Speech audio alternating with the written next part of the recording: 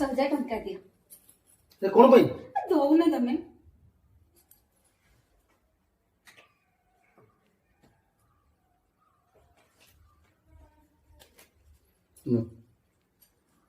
ଆଚ୍ଛା ଗୀତା, ମୁଁ ଦେଖୁଛି ତମେ 3-4 ମାସ ହେଲା ତମେ ମୋଠୁ ପଇସା ନଉଛ।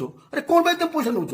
ଆରେ ଘରର ଖର୍ଚ୍ଚ କରୁଛି ମୁଁ, EMI ଦଉଛି ମୁଁ, ରାସନ ଆଣିଛି ତ ମୁଁ, ପରିବା ଆଣୁଛି ମୁଁ, ତାହେଲେ ତଥାପି ତମର ପଇସା ଏତେ ସବୁ କଣ ଦରକାର ପଡୁଛି କହିଲ? କାଇଁ ଏମିତି ନୁହଁ ତ? ଏଇ ପଇସା ନେଇକି ତମ ବାପା ମାକୁ ଦେଇଦଉନ ତ? ମୁଁ ଏଇ ପଇସା ସବୁ ମାସରେ ନେଇକି ମୁଁ ବୃଦ୍ଧ ଆଶ୍ରମରେ ଜମା କରୁଛି। ବୃଦ୍ଧାଶ୍ରମରେ? କାହିଁକି ନା ତମ ବାପା ମାକୁ ନେଇକି ତମେ ବୃଦ୍ଧ ଆଶ୍ରମରେ ଛାଡିଦେଲ। ସେମାନେ କଣ ଖାଇଲେ କଣ ପିନ୍ଧିଲେ ତମର ଚିନ୍ତା ଅଛି? ତମର ସେ ଚିନ୍ତା ନାହିଁ। କାଲି ବି ଆମ ପିଲା ବଡ ହେଇଯିବେ। ଆମେ ଯେତେବେଳେ ବୁଢା ବୁଢୀ ହେଇଯିବା ଆମ ପିଲାମାନେ ନେଇକି ବୃଦ୍ଧ ଆଶ୍ରମରେ ଛାଡିଦେବେ ନା।